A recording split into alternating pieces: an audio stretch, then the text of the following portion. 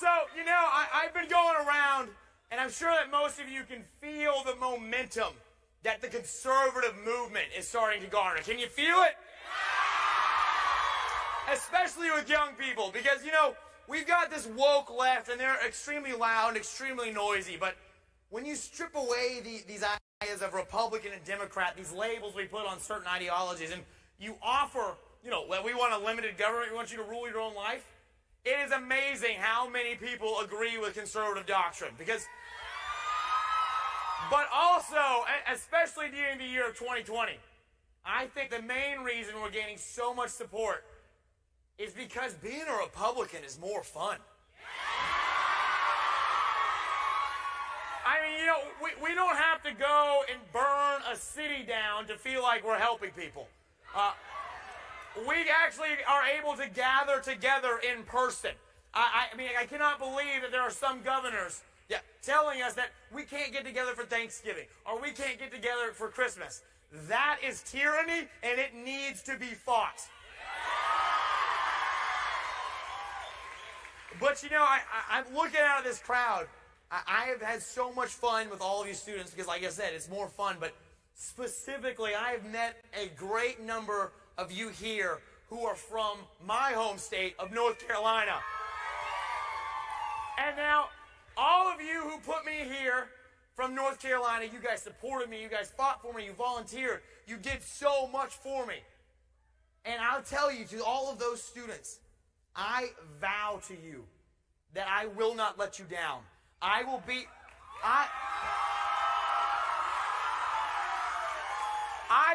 your weapon in Washington, D.C. Someone who will not back down. And, I had a lot of people asking me, well, when you get to Washington, you being so young, do you think they're gonna make you bend? They're gonna push you a certain way, make you more liberal, make you less conservative? I would just look at them and say, well, I don't think they're gonna bend, because first of all, we need some Republicans with some backbone, and my backbone is reinforced with titanium, so we're ready to fight. But the main reason that it's more fun to be a Republican, because we can go to bed tonight knowing that we are actively helping to create a better society for our friends, for our neighbors, for people who don't look like us, don't believe like us. We want all of them to have freedom. And being a Republican is more fun because it is the moral, the right, and the courageous thing to be. And so, I had this cool speech written. I was going to pop a wheelie and be really fun. It was going to be a lot of fun talking about... You want one more? We can do one more. There we go. But talking about being a Republican, I was working on this speech last night, and I got to this point, and I was sort of saying, being a Republican is the moral, the right, and the just thing to do.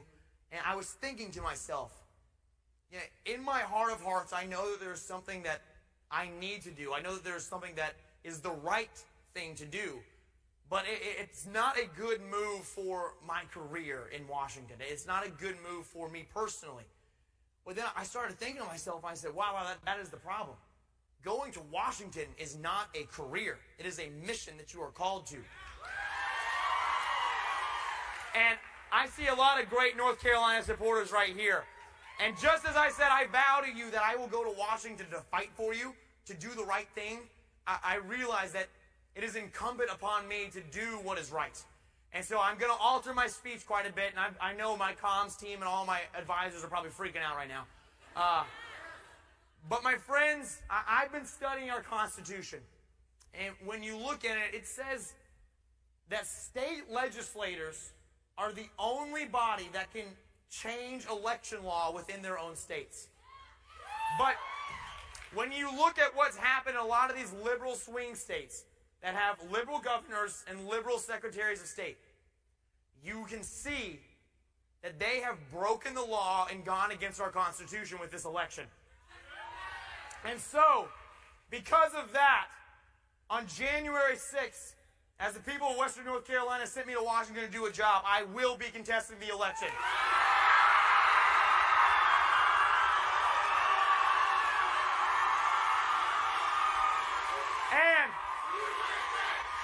USA!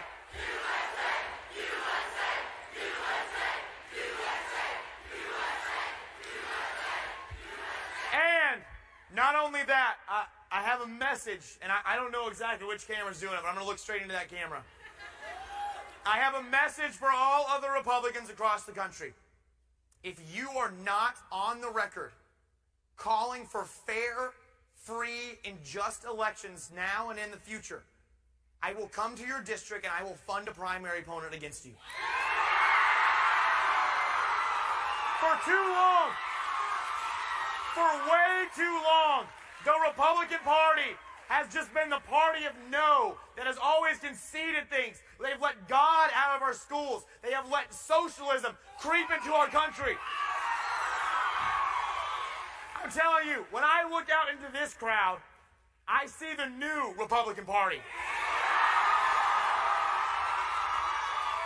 And my friends, just as I said that I vow to the people of North Carolina that I will go fight for them, I am very confident that I can vow to the entire country that this next generation that you represent of conservatives that are rising up will not let this country down.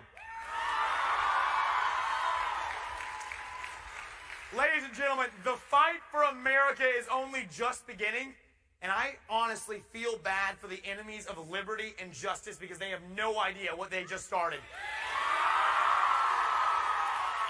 And so, let me see by a show of hands, how many of you are in your 20s? Yeah, all right, that's awesome. That's awesome. So I'm sure most of us in here are Gen Z. I'm the first year of it, and we're Gen free. But guys, I want to tell you a very special message. I'm in my 20s. I'm 25 years old. At 24 years old, and because we live in the greatest country in the world, I decided that I wanted to run for Congress because I don't want to raise children in a country that is so divided and that is becoming so corrupt. But my friends, when I look out at this crowd, all of you that just raised your hand in your 20s, there is nothing different besides you and me. I just might be able to roll down a hill a little faster. That's But there's nothing different between you and me. We are all patriots who love this country. And if you are in your 20s, man, I encourage you. And in fact, I will help you run for office. Please. We need this on all levels of our government. We need our state legislatures, our city councils. We need you in Congress because let me tell you, it is so hard. And I saw my dear friend Lauren Boebert. She's a freshman in our class as well. But I'm sure she would agree. It is so hard to get to know the names of everyone in Congress because right now they're all wearing masks. They're all about 55 years old. They're all kind of balding. And they all look the exact same. But guys, it's time we stop sending cookie-cutter politicians to Washington. And when I look out and see all of you, I see fighters. So I say, let's send some more fighters to Washington, D.C. Yeah. Because, guys, you know, we live in the greatest country in the world, and I know every single one of you know that. And our founding fathers were absolute geniuses. I believe they were inspired by God. And my friends, when they put the Constitution together, when they put our Bill of Rights together, you know, they went back and they got their values from ancient Jerusalem with Judeo-Christian values. They sought that every person should have one vote. One vote, Democrats, one. They looked to ancient Athens to see where democracy came from, to see that every person should have a voice and have a vote. They looked to ancient Rome to understand that our incredible country, it needs law and order. It needs incredible infrastructure, and that's what we need to bring to our country. But also, when they were looking back at these ancient civilizations, specifically Rome and Greece, when they looked into these civilizations, they realized that these civilizations created incredible town squares where orators could come and they could speak freely about big, dangerous topics to talk about. And then a very discerning crowd would sit there and make decisions about what they should do in their country, what was the right political move. And our founding fathers saw that and they said, we shouldn't just have one town square, we should give you a town square everywhere. We should give everyone freedom of speech, and that's what our First Amendment is. But my friends, all of our rights are currently under threat of being taken away from us. You see that the ATF right now is attacking our right to be able to have pistol braces on our carbines. You can see right now that the woke left is trying to limit us from having free speech. My friends, let me tell you, if we lose the Second or the First Amendment, all of our other rights will erode and be gone. And so I'm telling you right now, I mean, just what I think the left is doing, and this is because they want power. They're telling people, you know what, let's create a society where you are free from being offended. And they're using that to get these people who pull on their heartstrings, who, you know, wear their hearts on their sleeves, saying, yeah, I don't want to offend everybody, and you shouldn't want to offend other people too. I mean, if you go around purposely trying to offend somebody, that doesn't make you brave, it just makes you a jerk. But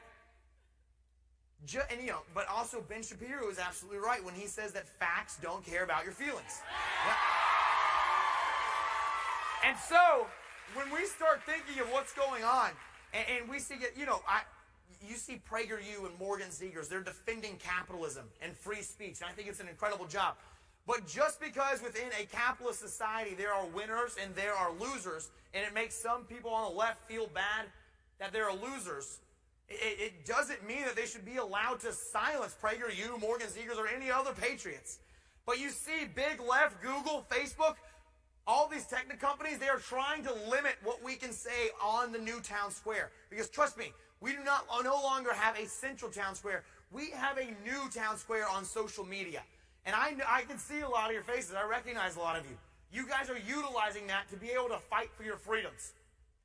And my friends, right now is the absolute time for us to rise up and fight, because they are trying to silence us. They are trying to take away our rights, and they want us to go like sheep to the slaughter. But yeah, it's not going to happen. But man, hey, let me just take a look. Yeah, no, I don't see any sheep. I just see a pack of lions. This right here is a pride.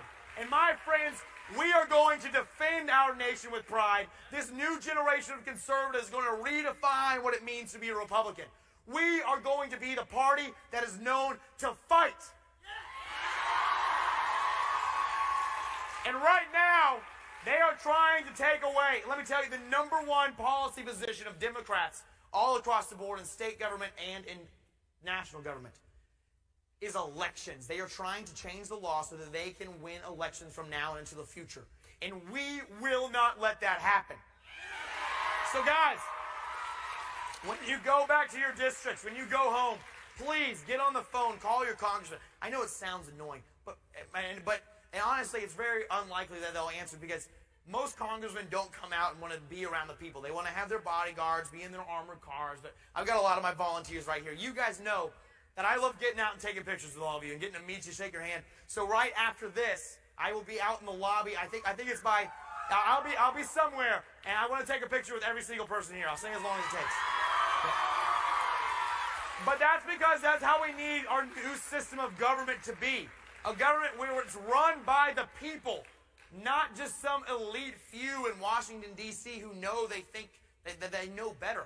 You know, when I was just up in D.C. for orientation, and I call these guys careers. The people have been there like 20, 30 years, which is ridiculous. Longer than most of us have been alive. Insane. This career, when I was going back home, he put his arm around me. He said, oh, hey, man, so you headed back to hang out with all those rednecks back in your district? And I looked at him and I was like, man, I am one of those rednecks. And so everybody, I'm telling you, I'm encouraging you. Please get on the phone, call your congressman, and feel free, you can lightly threaten them. And say, you know what, if you don't start supporting election integrity, I'm coming after you, Madison Cawthorn's coming after you, everybody's coming after you. And I'm not saying that these Republicans have to go and just jump straight on the Trump train. I don't want to tell them what they have to do. But I can tell you, I know we're all on the Trump train. But they just need to support election integrity. We need a new system where we don't have 50 little elections going on in every single state. It needs to be nationalized where we can handle it perfectly and make sure that they will not steal another election from us. And so please, call your congressman, encourage them to do that. And then voter ID, amen. Great call. And so guys, I just want to leave you with one final note.